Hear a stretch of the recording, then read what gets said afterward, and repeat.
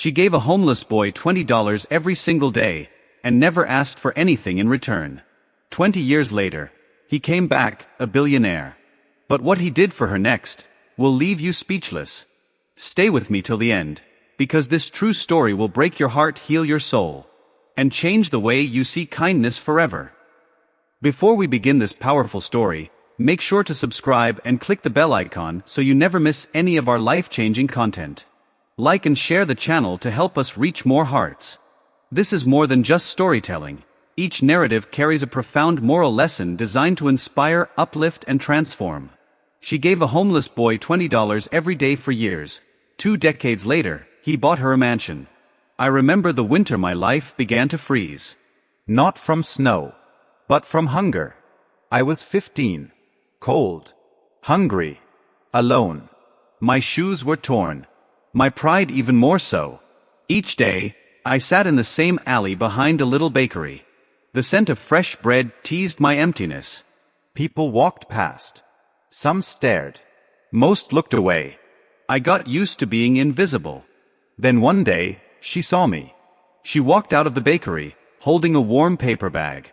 A green scarf wrapped around her neck. Her eyes were tired but gentle.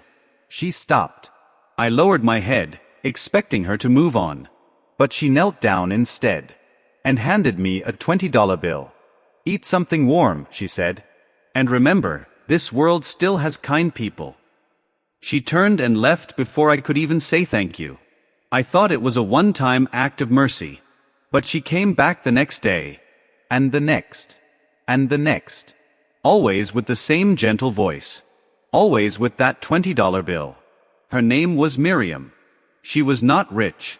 I later learned she was a widow, working double shifts at a nearby diner. And yet, every single day she gave. Not just money, but dignity. She looked at me like I mattered. Like I was not broken beyond repair. I asked her once, "Why me?" She smiled. "Because someone once helped me when I had nothing. And you remind me of him." I never saw her cry.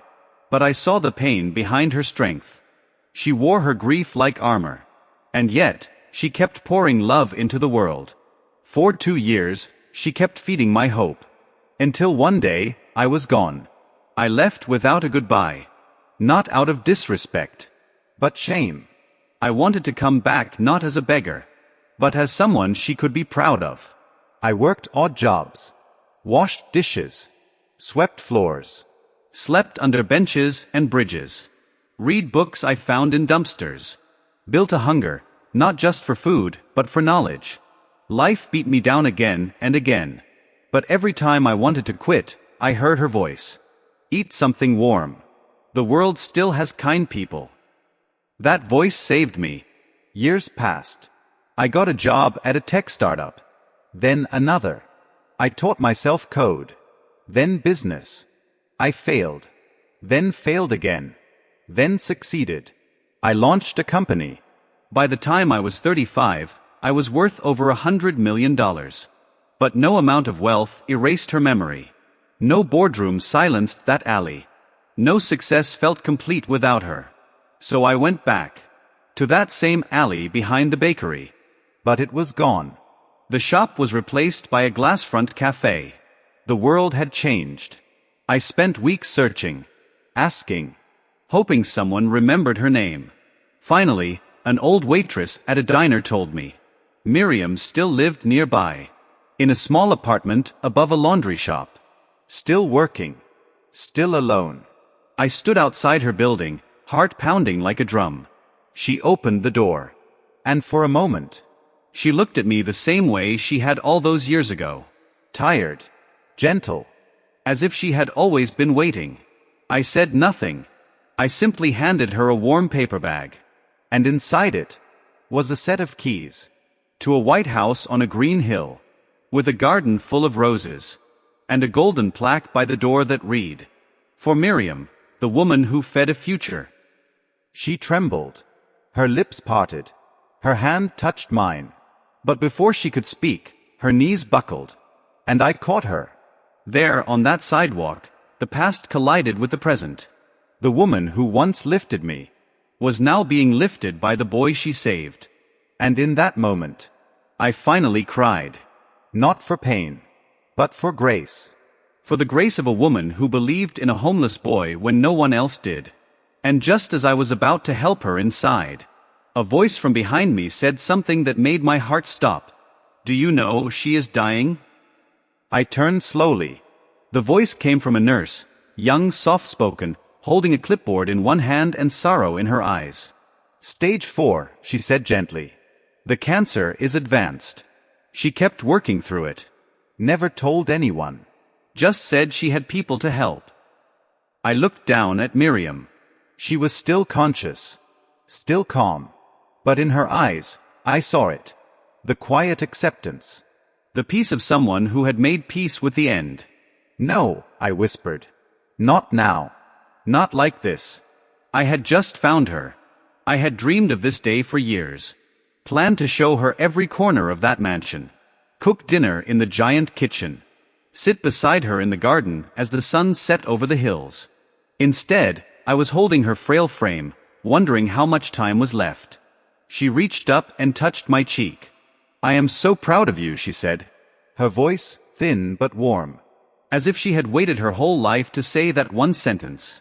I helped her inside the apartment. It was small, clean, quiet. Photos of a younger Miriam on the walls. A few plants on the windowsill. Books stacked near the bed, mostly poetry and philosophy. A framed photo of a young man in uniform beside her pillow. Her husband. I gently placed the house keys on the table. She smiled at them, but said nothing more. The nurse gave me a list of medications. Appointments. Warnings. But I was not listening. Not really. I was too busy watching the woman who once saved me slip away like sunlight at dusk. For the next few weeks, I moved into her apartment. I canceled meetings. Delayed deals. Switched off the noise of the world. I cooked her meals. Read her poems. Brought fresh flowers every morning. And every night, I sat beside her, holding her hand, praying for more time. One evening, as we watched the rain tap against the window, she turned to me. There was a boy once, she said. Long ago. He stood in the rain. Cold. Alone. But his eyes, they were full of fire. She looked at me and smiled. He is sitting beside me now. I felt my throat tighten. I wanted to tell her everything.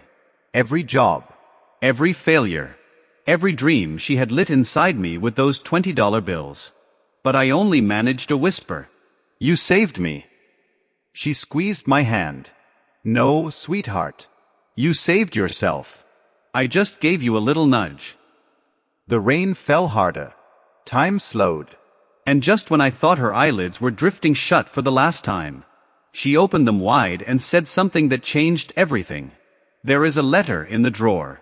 For you. But not from me. My heart skipped. I opened the drawer. There, beneath a faded scarf, was a yellowed envelope. My name was written on it, in a shaky, unfamiliar hand. I opened it slowly. Inside were just 3 lines. If you are reading this, then you found her. Take care of her. She once saved me too. No signature. No date. Just that. I looked at Miriam, stunned. Who wrote this? I asked. She looked away. Silent. Smiling. I pressed again. Who was it?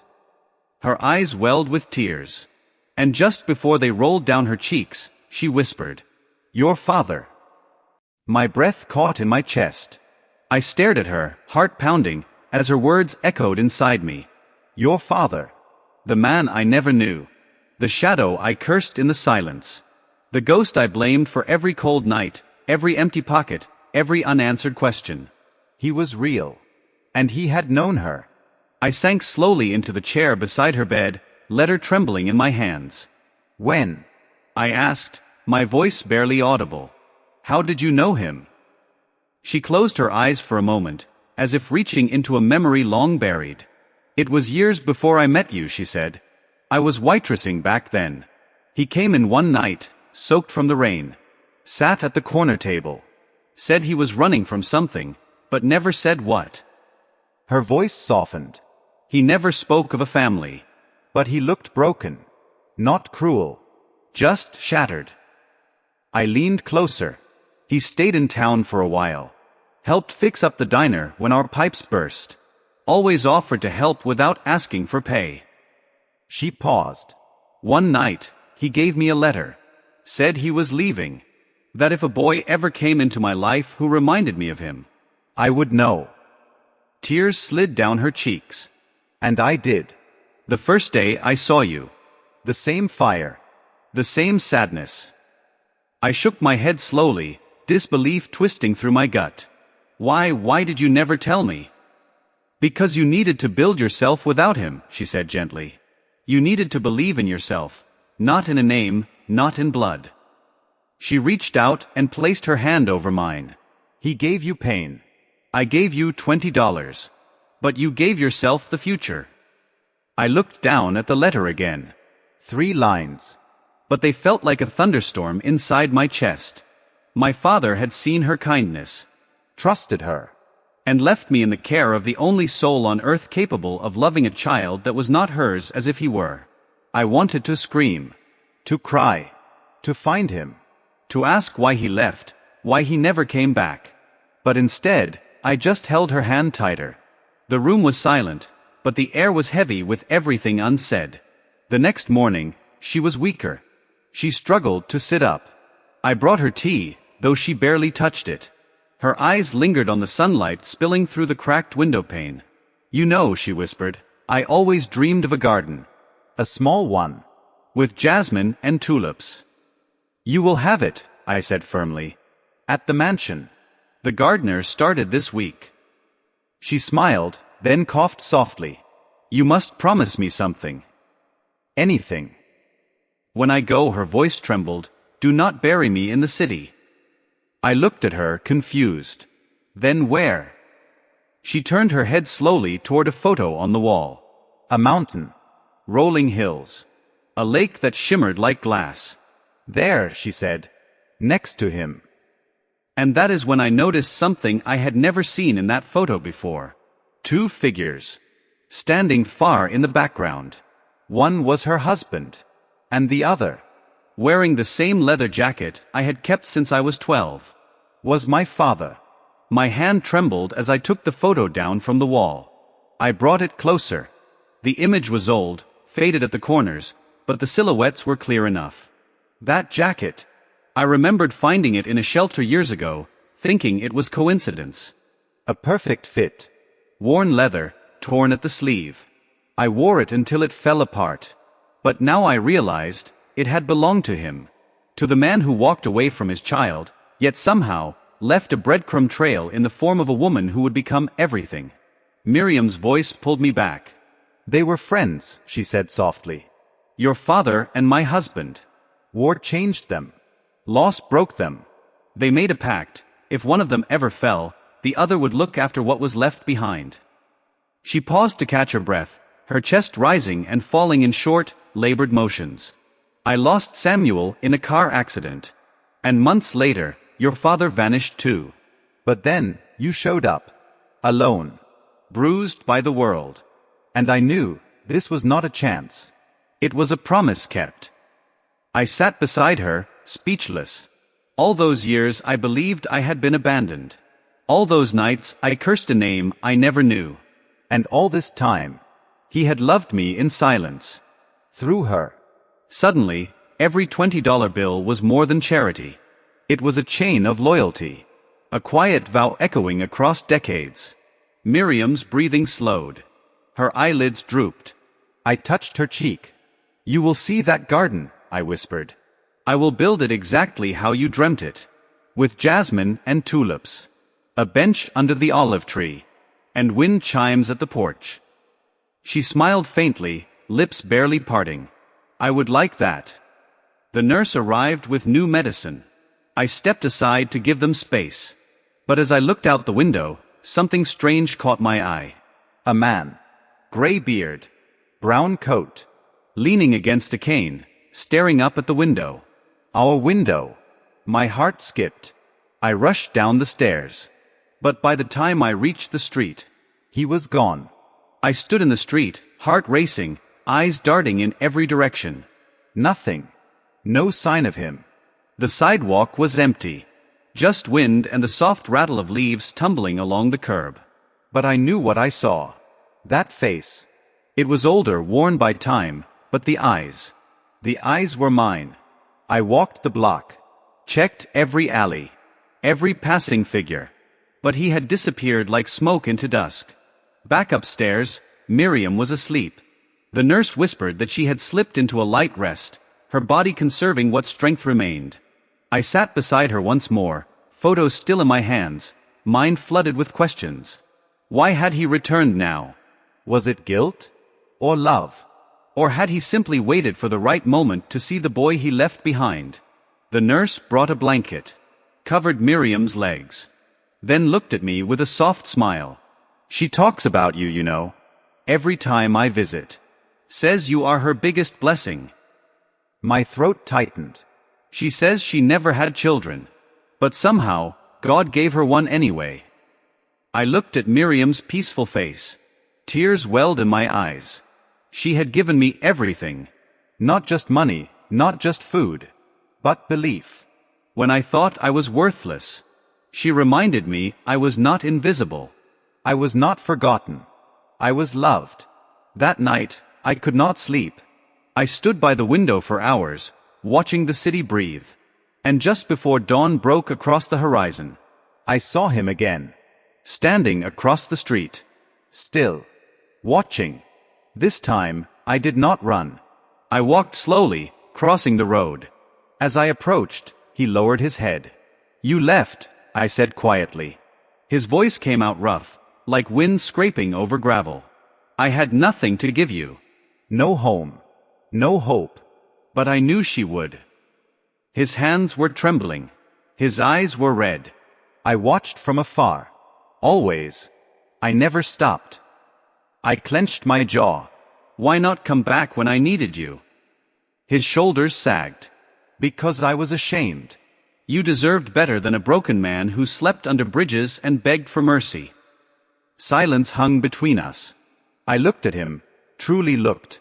He was not a monster. Not a hero. Just a man drowning in regret. Your mother, he said, voice cracking, died giving birth. And I died with her. I just kept breathing. The pain in his voice. It was real. Raw. Undeniable. Still, it did not erase the years. But somehow, standing there in the pale morning light, I realized I did not hate him anymore. Because Miriam had taught me something deeper than vengeance. She taught me grace. I took a breath. She is sick, I said. Dying. He closed his eyes. A tear slipped down his cheek. She does not know I came to see her, he whispered. And I want to keep it that way. Let her think I was gone forever. Let her memory stay clean. I stepped closer. She deserves to know you kept your promise. But he shook his head. No. She deserves peace. And then, just as I reached out to him, he turned and vanished into the rising sun. I stood there, watching the sun swallow him whole. One silhouette, fading into golden light. I did not chase him this time. Maybe some people are not meant to stay. Maybe their purpose is to pass through. To break us. To build us. Or to teach us something we never knew we needed. I returned to the apartment. The room was filled with soft light now. Miriam was awake, her eyes following the shimmer of dust dancing in the sunbeam. She looked at me and smiled. You saw him, did you not? I froze. You knew. She nodded slowly. He came once, many years ago. Watched you from the bakery steps. He never came up, never spoke. Just stood there and wept. I sat beside her, stunned. I asked him why, she said, her voice growing fainter, and he said, because if I talked to him, he might forgive me. And I do not deserve that. Tears slipped down my cheek. He was wrong, I whispered. She reached for my hand. Held it with all the strength she had left. No, sweetheart. He was right. But that is the beauty of love. It forgives anyway. We sat in silence for a long while. Then she looked at me, her gaze clearer than it had been in days. "I want to go home now," she said. "You are home," I replied, brushing her hair back gently. She shook her head. "No, the mansion. I want to see the garden. Just once. Before the season changes." I felt my chest tighten. She could barely walk. The doctors said travel would be dangerous. But her eyes, they were pleading. Not with desperation, but with peace. Like someone ready to cross a finish line. One she had walked with quiet, unwavering love. I made the call. The doctors said no. The nurses begged me to reconsider. But my heart told me the truth. This was not about extending time. It was about making what little time was left matter. So I carried her. Into the car. Wrapped in soft blankets. Surrounded by the scent of jasmine I had picked from a florist that morning. We drove in silence, just the soft hum of tires and wind. Her head rested against my shoulder. Her hand in mine. As the mansion came into view, white walls, red roof, wide open sky. She opened her eyes and smiled. "That is beautiful," she whispered. The garden was ready. Jasmine. Tulips. Roses climbing the trellis. And the olive tree, standing tall in the center, just as she had asked. I carried her to the bench beneath it. The wind chimes swayed softly above us. And for a moment, time stopped. She closed her eyes, tilted her face to the sun, and whispered something I will never forget. "This is heaven enough for me." But just as I leaned in to kiss her forehead, she opened her eyes one last time, and said, "Promise me, you will find your own peace too." I looked into Miriam's eyes one last time. Faint sunlight touched her face, and in her fading gaze, I saw peace. I gently held her hand. Warm. Still. And then, like the final page of a long, beautiful book, she was gone. A single tear slid down my cheek. But I did not cry out. Because this was not the end. This was her legacy. I buried her under the olive tree. Just as she wished. In the garden she dreamed of. With tulips blooming beside her headstone. And jasmine scenting the wind. On the stone, I carved words that will outlive me. Here rests Miriam, the woman who saw the invisible, gave without reason, and loved beyond blood. In the days that followed, I opened a foundation in her name. The Miriam Grace Fund. It feeds the homeless. Educates forgotten children. Gives second chances to those the world has cast aside. Because that is what she gave me. I never found my father again. But in truth, I did not need to. He gave me something greater than presence. He gave me purpose. And the woman who shaped it into life. Now, whenever I stand on the porch of that mansion, I hear the wind chimes sing softly. And I feel her. Every decision I make. Every hand I hold. Every stranger I lift. I do it with the same quiet strength she gave me. With love. With humility. With grace. Moral of the story. Sometimes, the greatest impact does not come from grand gestures, but from small, consistent kindnesses that plant seeds in broken hearts. Miriam did not just give money. She gave hope. She gave dignity to someone the world had forgotten. And in doing so, she taught us all. No act of compassion is ever wasted. One moment of mercy can shape an entire lifetime. And even the most broken soul can become someone else's miracle. So if you ever wonder whether your kindness matters, it does. More than you will ever know. Thank you for listening to this heartfelt story. If it moved you, share it, comment below, and let someone know. You are never alone.